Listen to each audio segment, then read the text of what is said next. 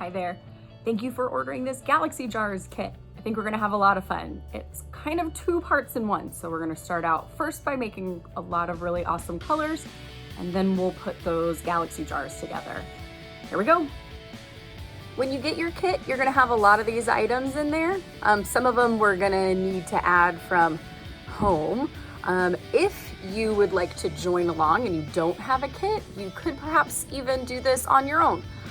Like this tray here, this is a Costco egg tray. So if you happen to have that or know to save that. Also our 3 clear jars or just 3 jars. Some alternative jars, you're gonna want kind of a wide base bottom, like a baby food jar, or this plastic cup, or a recycled container that had some applesauce in it. So these could be other options that you could put the colored water in. These are liquid watercolors. Just gonna need the blue, red, and yellow. So just our primary colors for this, because we're gonna be mixing up our secondary and all sorts of other colors. And then probably a lot of cotton balls, and a toothpick comes in handy. Glitter. This one isn't necessary, but kind of a fun addition to make it look extra galaxy-like. These little vials are what we're gonna be putting our final product in. To get our station going, we're gonna need to add some water to our jars. Magic, they've been filled. Then we're gonna need a little bit of our concentrated color, so our red, yellow, and blue from our kit, to get added into our water. You don't need too much, and we're gonna be careful about opening it, which really is just kind of this fun slide. Then let's see how much we need. It shouldn't be too much, so I'm gonna do 1 drop at a time to see how it goes. Which, this is kind of fun in itself. So that was 3 drops. I'm gonna give it a spin. It actually looks pretty good. But as you can see, I still have a little bit left in my pipette. I'm going to put it back into my vial. Okay, so we got a little bit of color in each of them. Blue is actually the most intense color in those liquid watercolors, so it only took like 3 or 4 drops to get to this kind of nice pale blue. The red needed 10, and the yellow also needed 10.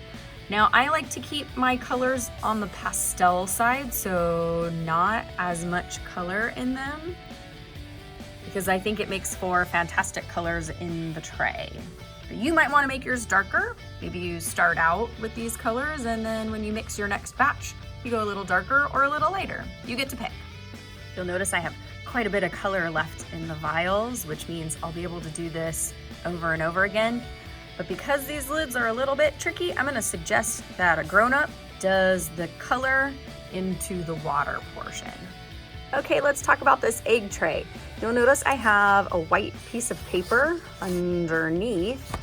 That helps me see the true color that is going to be going inside these little pockets, because if I work on a blue tray, say today, or whatever color surface that you're working on, you're not gonna get the true color that's actually in there. So if you aren't working on, say, a white table or a white tray, you're gonna wanna help yourself to a nice white piece of paper that goes underneath, so that when you start to mix your colors, oh, I did something tricky. Fill your pipette. You're gonna squeeze the top portion, and then inside the tube, it's filled with the liquid. So I'll do that again, because I like to let go to get it to fill up. And once you get used to it, you kind of just fill it up and then pick it up and then bring it over to your tray. So let's start over. Aha, there it is.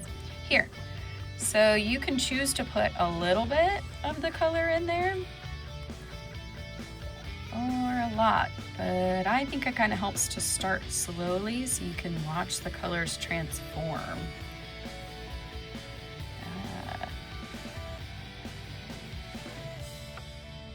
Now you can use your pipette to mix.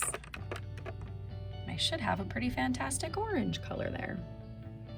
I could have also used my toothpick to mix. Just anything you have on hand to be able to mix. Sometimes you might not want to use your pipette when you're using your, say, yellow pipette.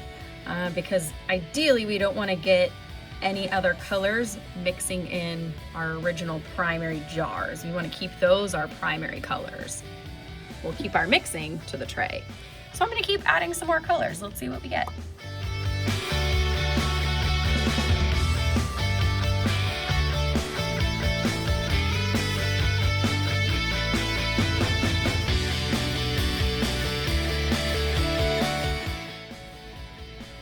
And what we want to watch out for is getting too full. So we don't want our color to go past this ridge. You don't want it to go up higher than this ridge in this particular tray. Otherwise it's going to overflow and fill up into this jar. We're missing a clear water. That's going to make our colors lighter, which is going to make tints of a color. And we're also missing the black. So our black water is here. You're gonna get a black vial for that as well. It's gonna be marked with the letter B. So the shades are gonna be the colors that I add the black to, like say this one. What happens when we add a little bit of black? Ooh, we get a pretty cool ruby red there, a little raspberry, or maybe even to our green here. My suggestion, you'll notice I do just one drop at a time, just to see what happens first, to see if I like it, see if I want to make it darker. Let's say I want to make this orange lighter, but I'm running out of room. So I have this extra pipette.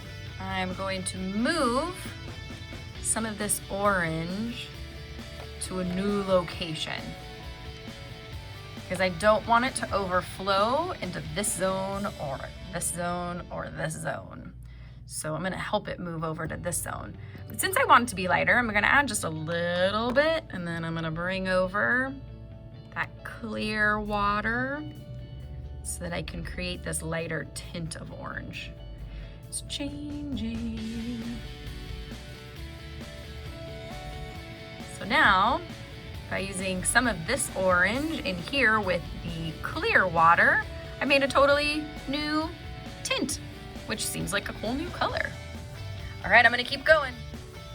All right, I have a pretty good variety of colors here, light colors, darker colors. As you can see, I'm running low on some of my colors. You may or may not need to refill those. So if you still have spots that are open and you need some more yellow, you can always ask a grown-up to help make a little bit more yellow. Now, let's say I am not super keen on this color that I made right here. I can always remove it. I'm gonna just take it out. You can either, I don't know, put it on your tray if you're working on a tray, or you can fill an empty cup. And this can kind of be like a trash pile. Like, I'm not too fond of this particular color.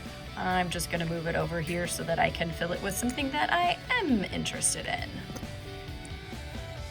You could be done just right here. This was a super fun experiment, all about mixing colors and seeing what happens when you make them lighter and darker. But if you want to move on to the next part, we'll bring over a vial. This is going to kind of be like a parfait, where we mix layers into one container. So I'm going to start with my bottom layer. So I really am digging this color. I'm going to get some of it. You can kind of see its true color inside the tube of the pipette. I'm going to put a little bit at the bottom, say like that much. So that's layer one. Layer one is going to be the color inside your vial. Layer two is going to be a little bit of a cotton ball. So I've taken off a bit of cotton ball, and I'm going to put it inside my vial. Now this is what helps the colors not to mix. So this cotton ball is acting like a sponge, and it's going to soak up that color that's at the bottom. Now I like when I have a little bit more cotton ball in there. That way I know for sure this bottom layer isn't gonna mix with the next layer of colors. So I'm gonna add a little bit more. I use that toothpick to squish a little bit more in there. Next up is gonna be some glitter. That's gonna act as our stars in our galaxy. Now you can leave this out if you want to. My glitter is going to be a silver iridescent one. Maybe you want to do something different. Tiniest scoop of glitter. A little bit goes a long way. You don't need too much to be in there to act as your stars. Now that we have all of our layers, we get to repeat the pattern until we get to the top. So I'm gonna pick another awesome color, like say, I don't know, let's go for a little contrast. Maybe this darker blue.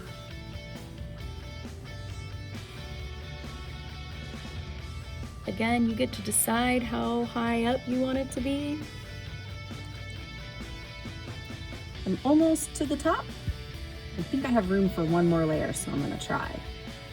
The last step is to put on a cap.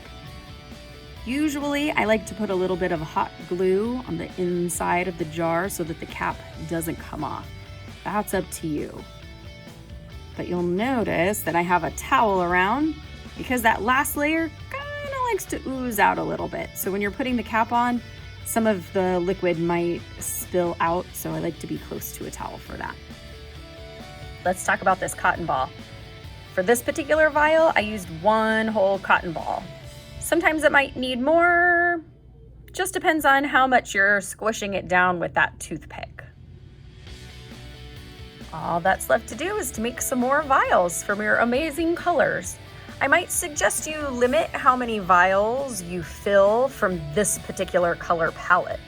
Maybe make, say, 3 of them, and then save 3 more for next time. That way your crafting gets extended.